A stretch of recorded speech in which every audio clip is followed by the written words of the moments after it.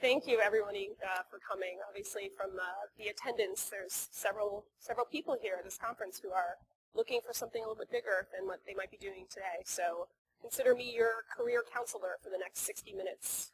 Don't tell your boss that I'm doing this. So I want to start with a little bit of an explanation on the evolution of my own career, because I think that's helpful for you to understand a little bit of my background, and then maybe it'll start to sound familiar to maybe what you're thinking about your own. And my career can be summed up in the beginning as simply a circle.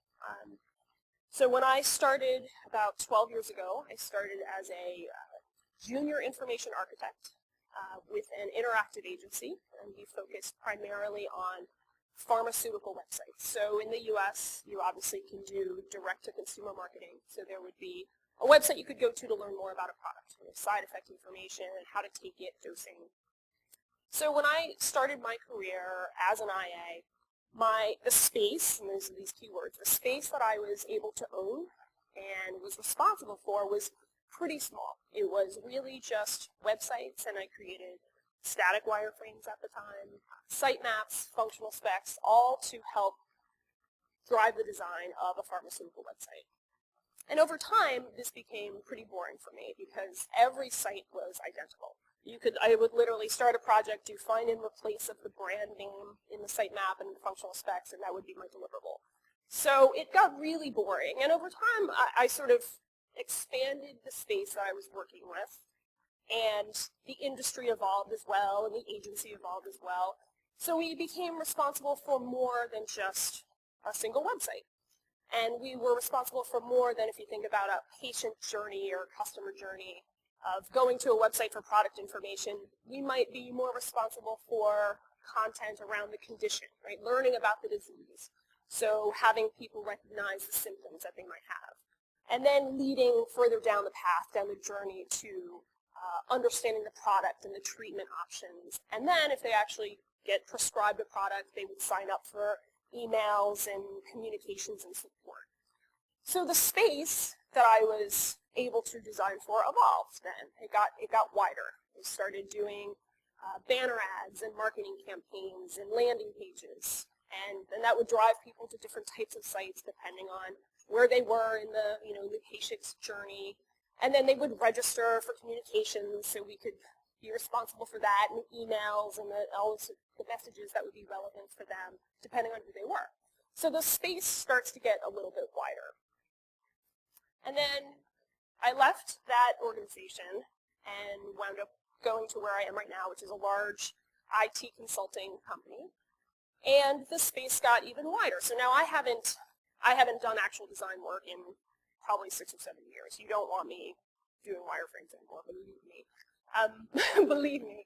But the team who reports to me, and as I've evolved and become more senior and actually managing people, the group as a whole has evolved to do more diverse interfaces, owning more of that experience. So in addition to customer-facing websites and applications and mobile device designs, we do things on the employee side, so it becomes a little bit bigger in terms of what you're able to influence and impact, right? And we do things like, when if you think about you could design the most intuitive interface and intuitive system for people, and if it's different from what they're used to, it's a change, and they hate it. And they're thinking, well, how can you possibly hate it? It's so much better than the last one. It doesn't matter, it's different. So managing that change and managing that rollout and making sure that's a success, which is related to the interface, but is more around change management. How do you ensure successful adoption of that interface? So over time, it becomes bigger and bigger. But the constant was the fact that at the center was always the user, right? User-centered design. And so it's very, very simple, right? Big circle of what you're responsible for, designs that you do, but in the middle is always whoever that user group is, whether it's an employee or whether you're doing more customer-facing work. Their needs, their behaviors, their preferences are that sort of fulcrum of what you're doing, right? They are what's driving the decisions that you're making. So that's a constant. The other things that I've learned about UX professionals as I've started my career doing that and then have managed people over time, is there's 3, I would say, core skill sets or expertises that you bring to the table. One, you're obviously really strong visualizers of information. And that's not just to say, oh, you're really good at creating a prototype. It's to say that you're dealing with complex information, complex data, diverse elements that you need to communicate in a meaningful way for potentially diverse people and stakeholders. It could be representatives from the business, it could be IT. It could be any number of constituents that you have to influence and communicate the complexities of the design that you're working on. The second characteristic of UX professionals are that you are humanizers, right? That sounds like a lot dirtier word than I intended it to mean. It means that you care about people, that you have empathy for the people you're designing for, right? So it goes back to that idea of the customer, the employee, the user being the center of this world. And then the third, I think, sort of not obvious one is that you're mediators. And you're mediators on a couple levels. Whenever you're doing design work that you might be doing, whether it's this space for a mobile device, whether it gets bigger for a tablet, bigger, like the keynote this morning, whatever that is, you're always having to determine what are the priority elements, what needs to be represented as the focus, what can take a back seat. And in that way, it's sort of a series of compromises and decision-making, but you are essentially mediating through information. So you're doing that within your designs, but you're also doing that on project teams, right? You are, again, the fulcrum, I'll use that term a lot, between often business and IT. You guys are the ones who are documenting all of the directional deliverables that go into a final solution. And so you're the ones who are working with the business, working with the users, working with IT and the developers to figure out what is the right solution. And it's not always what the user wants, right? It's not necessarily make it green so you make it green. It's about saying, okay, what's feasible? What does the business want to accomplish? What do users want? And you act as that mediator. And it's these skills as UX professionals that are really relevant when we talk about service design. So going back to this model, right, of a big circle, and the circle can get smaller or bigger depending on where you are in your career, depending on where you are as in an organization. The focus, though, again, the center of this is the user, is the sort of their needs. The model changes when we start talking about service design. I'm not going to go into any more detail. I just want you to take a look at it. It's a teaser. So you take a look at it and you go, I don't know what that is. Okay, that's fine. That's enough right now. So I want to shift from sort of what we've been talking about to talking about services. Services, by definition, very simply, are a value exchange between a provider of a service and the service recipient or the customer. That's what it is. In many times, in many services, that value exchange is monetary. So take hotel as a service. Right? I'm staying at this hotel, probably many of you are. You could extrapolate any hotel experience that you have and you understand what we're talking about. It doesn't have to be here. But hotel as a service, right? You have the Park Plaza, the providers of the service where they give you a room to stay for the night, various amenities, and in return, you pay them money. Simple as that. But it's very important, and a big theme, perspective, is the idea that there is the service provider and the recipient, you as the customer. So when you think about all these, and I took some, I was going to do transportation as a service, because that's another sort of, when you think of what a service is, transportation is a big one. And then I was like, the thought of taking pictures in the underground was, thought I'd get in some big trouble doing that. So I decided to do the hotel. And when you look at these different pictures, you start to unravel all the different things that go into the hotel experience, right? You've got the check-in process, and you've got all the paperwork and documents you might have, or maybe it's on your mobile phone, for showing your reservation number. And then you've got the employees who are working the front desk, and you've got all of the systems and processes that they have to do to be able to fulfill that check-in process. And then as you move along the experience, right, you've got, when you get to your room, you've got all the door hanging things, right? And each of those kickstarts a process, except for the one that says do not disturb, right? Now it should be just do not disturb. But if you want to order breakfast, that you hang that on the door, that kickstarts a process. If you want your room to be clean, right? Housekeeping, think about all of the elements that go into making sure that people's rooms get clean at the right time when the people are not there, and checking in and checking out. All of these things are part of the service. And so it just seems like, okay, it's just housekeeping, but think about all of the behind-the-scenes processes and tools and technologies that go into making up the experience. The interface, the TV, that is not only just TV and movies, but also you can view your bill and you can order movies, so that then has an impact to your invoice and your final payment. Even simple things like your key card, where they checked off that I get a free complimentary a breakfast. That has to be related to the overall system too, where they have to know that if I'm wolfing down food in the morning, I should be wolfing down food because I'm allowed to. I paid for it. The signage, how you get around. The pre-arrival communications, that's my email that I got from reserving, right? So this is sort of not rocket science, right? You guys are understanding that there's all of these elements that go into a service.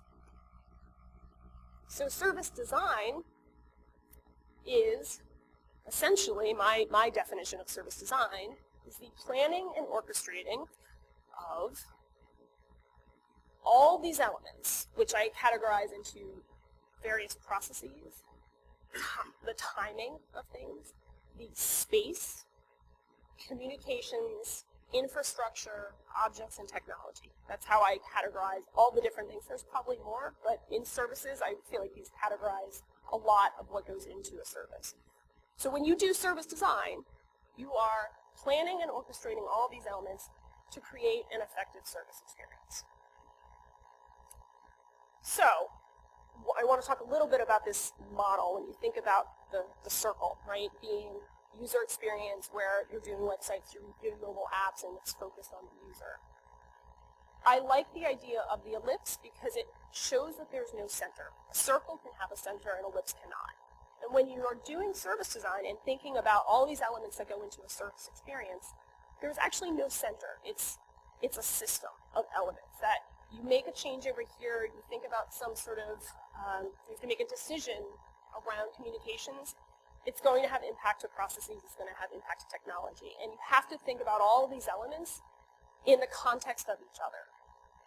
And the people aspect, the perspective aspect, comes into play when you have, I'm going to take a little bit of an aside, most of you missed the 20 minutes of me working with the AV team to try to get the left, 10 pixels to be visible. So it's not Irvis provider, it's service provider.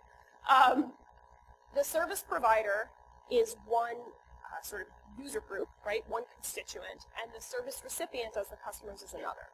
And because that definition of services is a value exchange between a provider and a recipient, both are equally important. And that's where it becomes to be, that's where you go from a circle to more of an ellipse, where you have to think about the needs of the customer equal to the needs of the service provider. And that's one of the shifts, and sort of an evolution from doing user experience to doing service design. So I want to kind of make this a little bit more tangible for you guys. So I'll talk a little bit about some of the work that we've done. We were asked by Staples, for those of you who aren't familiar with Staples, it's an office supply chain in the U.S. Where you can get reams of paper, computers, but they have a pretty large service offering, which is their copy and print services. So you can go to any of their locations, and you have the option of either using the self-service kiosks, where you can go up and, if you fax anymore, scan, print, I don't know anybody who does, but and do a number of scenarios, basically, using their self-service machines. Or you can opt to go to the sales associates and have them help you out, right? And they can do more complex things. They can make posters, they can customize business cards for you. So Staples approached us and said, we want to understand how, in terms of investment for next year for IT, we want to understand how are our self-service kiosks functioning.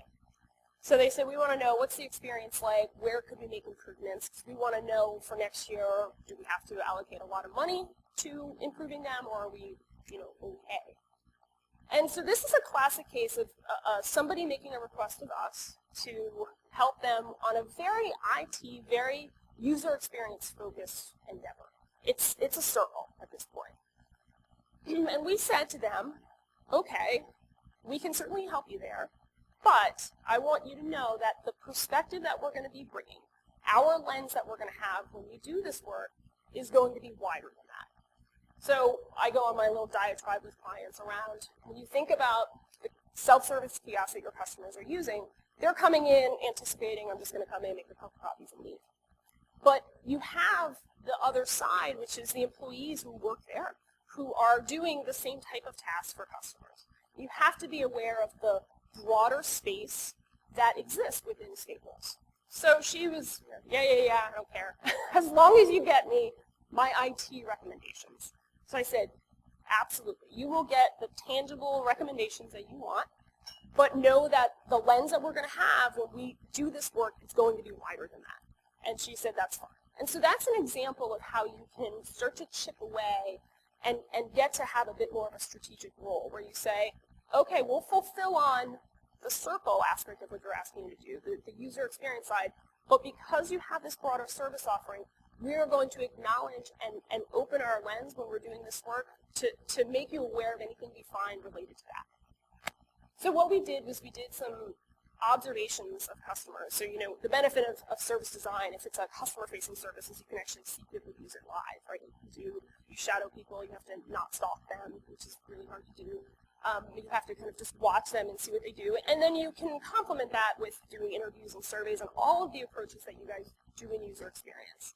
But a benefit is that you can really observe in real time what people are doing. So we sort of very incognito observed people to just see, did they have problems where they had to ask for sales associates? They did, not surprising. And we would just take a step back and say, okay, what are they doing? Where do they seem to be having problems? How long are things taking them to do? With a little bit of just a quick and dirty discovery, essentially. And then what we did is basically the equivalent of a heuristic evaluation on the kiosks, right? So we did walkthroughs of the devices and asked the client what are the common scenarios that people are using these devices for. And many of our recommendations and many of our findings were related to the circle. They were very user experience focused. I mean, they had stupid shit like the sorting on, so that you can access documents from Google Drive, and sorting was defaulted to oldest. Oh my God, come on. Like, I need something from 2010. If I'm gonna be scanning or printing something, why am I stupid stuff like that where you're like, geez Louise. And then this one is the payment machine, so where you can actually be able to do the transaction to pay for all the things that you just did. So it's like you will need to add cash to the dispense card to continue to choose dispense card. And I'm looking at this and I am like, so you show a $5 bill being inserted into the machine and it says cash. I literally think it's only going to take paper money. And then there's this random $16 icon. So this stupid, I mean, come on, you can do this with your eyes closed where you go back and you're like, guys, what are you doing? And like, I don't know. But these are still the circle, right? These are still living within the sort of user experience realm. But the circle starts to get a little bit bigger when you think about the surrounding communications outside of the digital interface. So one of the tasks was to just use a workstation. So they just have regular computers set up where you can print things out. If you need to check your email, you can use different Microsoft Office products to do certain things. And I apologize, I am going to move over here, but it's very grainy. But right here is a series of credit card icons. So there's MasterCard, Visa, and somebody, the icon of a hand putting in the machine. So just intuitively, when you walk up to this, you go, okay, they accept credit card, right? And I ignored the printer out of order sign, because whatever. But you sort of, if I'm the user experience person who designed this interface, I can see that thing. That is easy to follow. It communicates clearly what the payment options are. But where the experience and where the service starts to break down is when you look wide in the space and you look a little bit more broadly, and you've got easy access to internet. This is the sign that's to the right. Here's how to begin. Insert card, just card, below to begin, follow prompts on the computer. Okay, I'm still assuming it's a credit card. And then the actual device, which is in the lower right of the desk, this says to make copies. First of all, you're assuming I need to make copies. Maybe I don't. Insert your card here. Visit our self-service kiosk to refill your card, get a receipt, add points to your Staples reward card. And the only only labeling is the Staples logo. So now I'm confused because I understood it over there thinking it could accept a credit card. Now I'm really confused. So on a wing and a prayer, I put in my credit card and everything starts. So luckily it actually worked.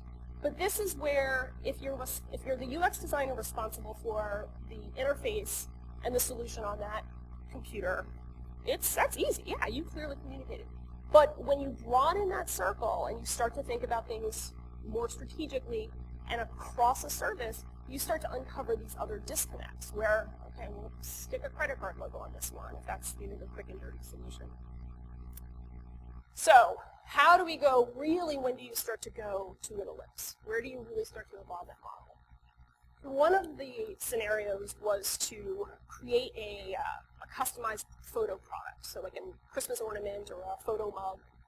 And so there's a desktop computer set up here where you can go through their application to do so. It was actually not too difficult. It's pretty easy. But at one point it asked for a USB drive for uploading the photo. And I look around and I don't see the computer anywhere. There's a fax machine over here to the right. And I'm like, I don't understand what to do. So I have to interrupt the employee. So this is that other side of the business, right? The employee who's busy in the back making posters and binding stuff for other customers who have come to him for help. I have to interrupt what he's doing and ask him to come over and help me. I said, it tells me to take that I need to insert the USB drive. So he's like, yeah, no problem. He puts it in the computer, which is behind the desk, and moves on. So from a customer experience standpoint, just again, going back to the circle, the walkthrough of that experience certainly could be improved, put better messaging, let me know, that I have to interrupt the sales associate to have them do it. But when you're doing service design, right, when you're more in that ellipse world, you have to think about things from the perspective of the service provider, which he is a member of the He works for Staples. So you have to think about it from the lens of not just the customer, but I interrupted his workflow and the things he was doing to help me. And that's okay, except Staples needs to be aware that this guy, if he's measured by certain efficiency of the in-person customers who come up to him, they need to make sure that part of his role and his expectations is that you're going to help the self-service people. Yes, in an ideal world, all self-service is self-service, but we know that people still want to, might need to interact with actual new people. So make that be part of his role, and this is where you start to get into thinking of things as service and acknowledging the different perspectives that you have when you're trying to create better services. So another research approach, and we talked a little bit about observations and walkthroughs. Workshops is another big method in service design, and it comes back to that whole perspective thing. Because you've got service providers and service recipients, it naturally makes sense to actually include them together in the research. So we do a lot of work with call centers. So, call centers, nobody likes calling a call center, nobody likes working for a call center. They're just sort of the bane of everyone's existence, right? And we do a lot of work with call centers, specifically in telecommunications, so Comcast and Verizon.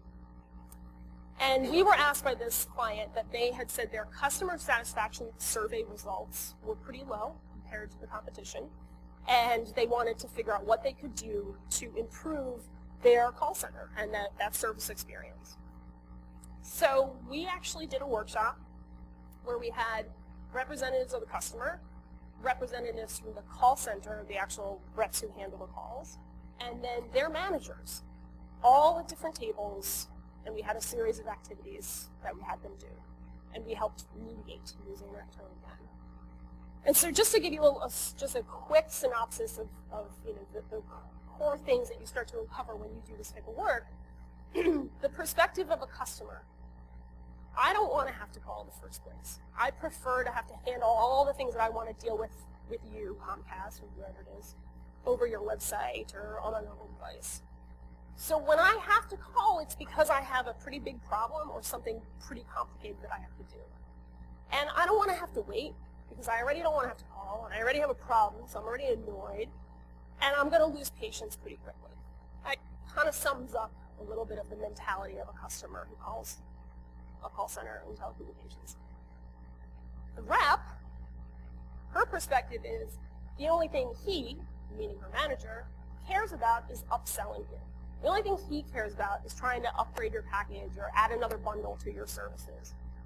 And I'm actually only able to handle simple issues. I can't brainstorm with you why, troubleshoot why things are happening with your service. I can only handle, did you pay your bill? Did it go through? Basic requests. So when your average customer is calling with more complicated things, this first tier of call center reps can't handle them. They have to just transfer them to somebody else. So she's like, what's my motivation to doing a good job? And then you've got the manager of a call center who says, I've done my time as a rep.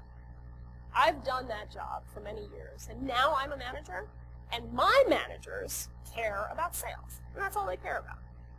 So even if you were to create the best set of business processes, the best technology, the clearest communications, and create a really good service offering related to this call center, if you don't start to uncover and solve these issues, you're never going to get anywhere.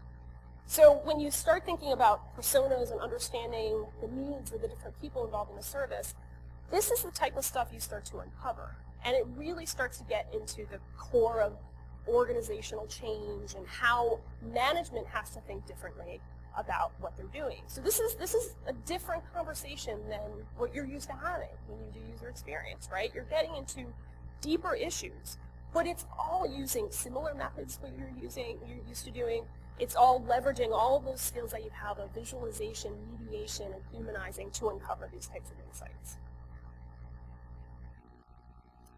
So then in this same workshop, a little bit later on, that was all around sort of uncovering root cause stuff, these core insights, core barriers to success of a service.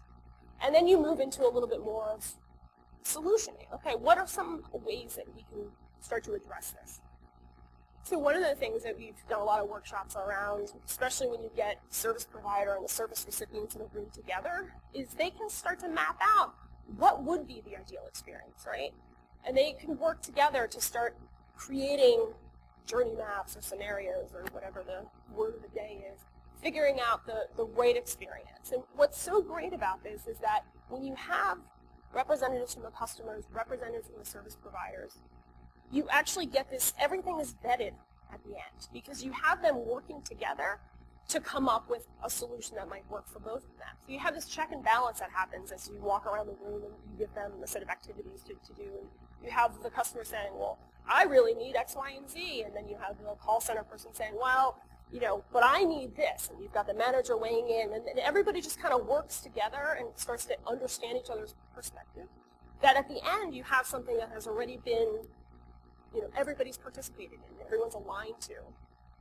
It's not to say that at the end, you go, here's our new service design, okay, we're done.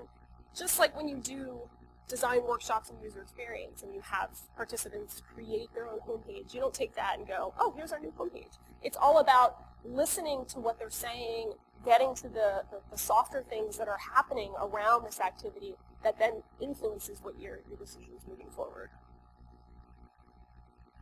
Next slide wakes you up. I knew that would happen. Everybody was like, whoa, we just went from black to white. Oh my gosh. So this, we've talked a little bit about research, talked a little bit about the types of insights you get around the people and personas. And so this is an example of a service blueprint, which is sort of a level up of, again, fill in the blank customer journey map, scenarios. This helps to illustrate and visualize a service at a high level. And this is, again, the hotel example. And I have down here, when we weren't responsible for the work, I have down here the reference, just so you can take a look at it later on. But you've got, again, nothing different from what you guys are used to doing, right? You've got the high-level steps at the top of research and booking, arrival, the actual stay, the checkout and departure process.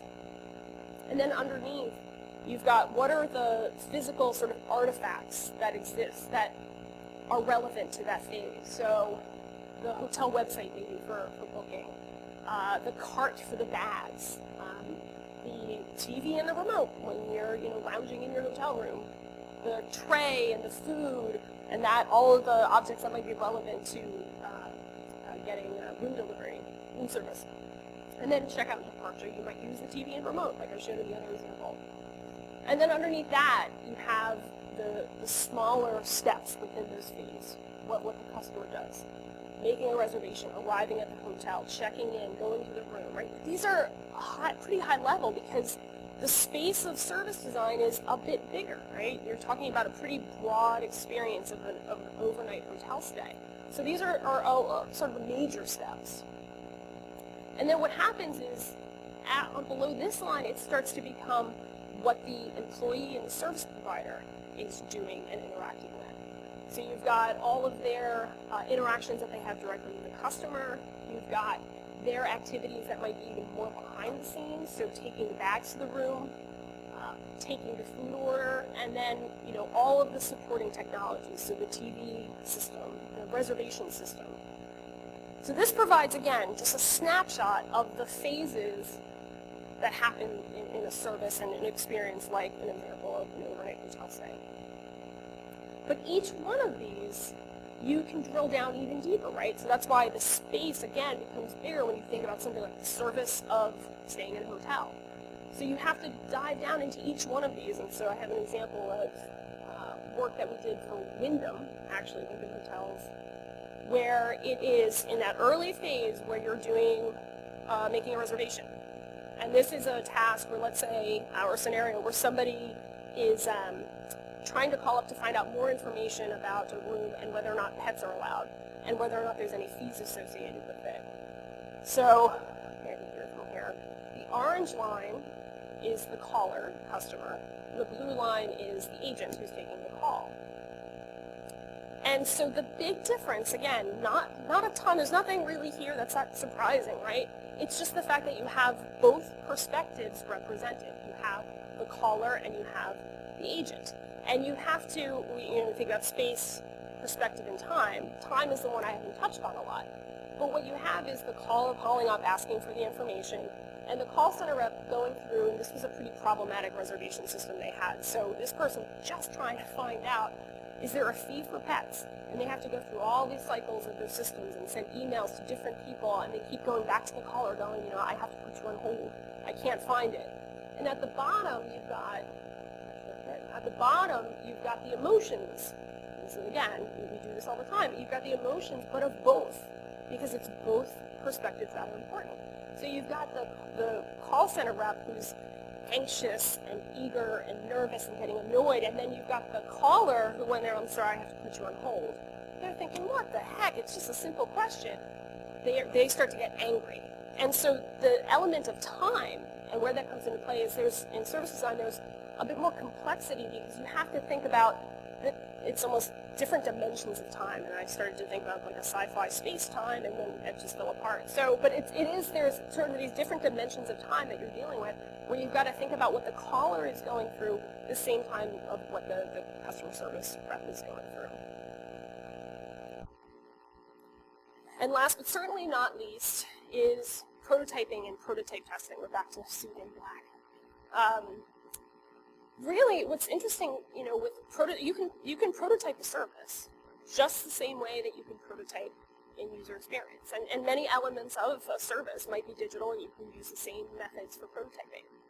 But because of the physicality of services, you might actually need to, whip out your arts and crafts skills from the first grade and do real paper prototyping. So when you think about if you were to prototype an aspect of the hotel service, the handing back and forth of the keys or the card that's left on the door, to figure out a way to communicate that and get feedback on that. So it does require the actual physicality, the three-dimensionality actually of the prototype that you may not be accustomed to.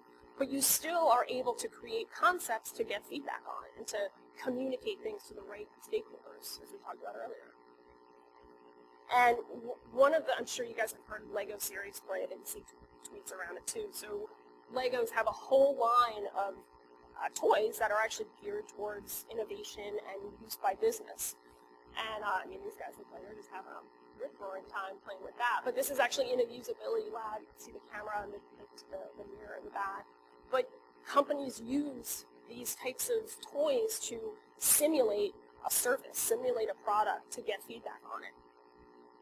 And I would say when you think about prototype testing in a service, The complication and where it gets really interesting is because you have those two perspectives, right? Because you have the service provider and the service recipient, the reasons that it becomes and lives, you actually need to engage both in validation.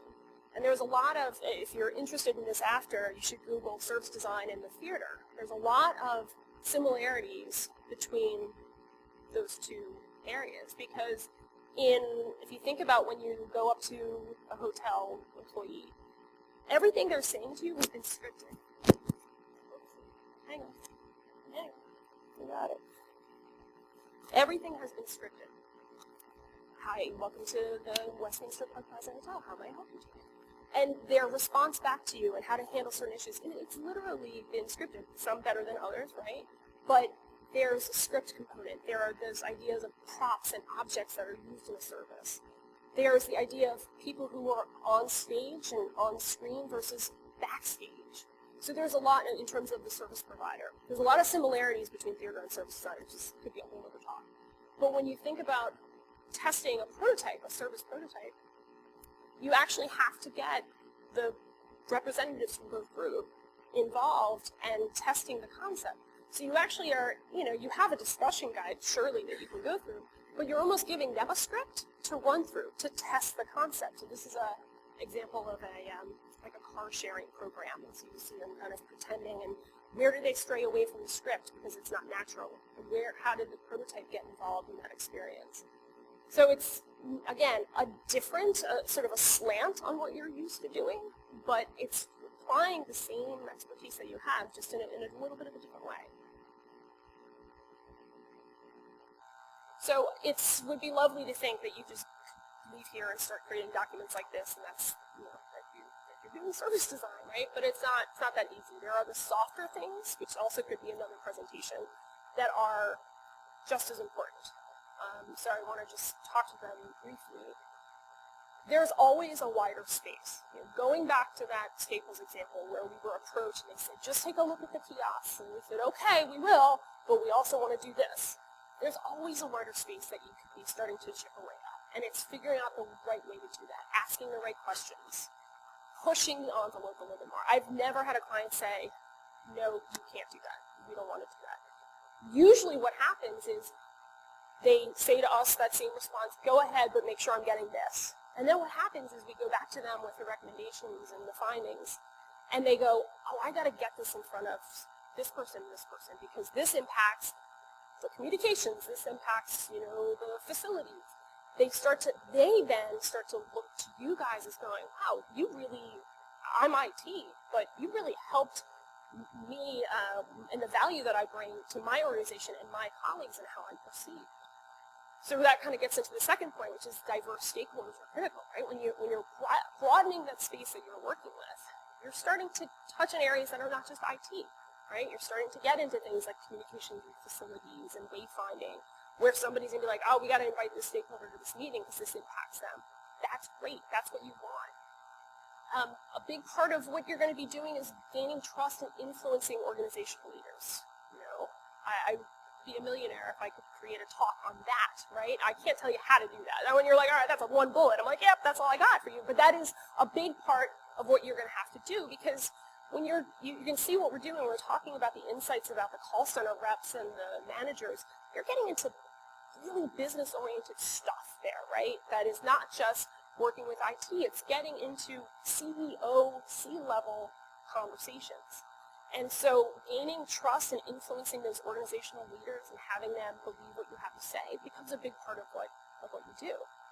And to that end, the skills to get you there are exemplary interpersonal communication, facilitation, and management skills. Those skills are going to start to outweigh your design skills.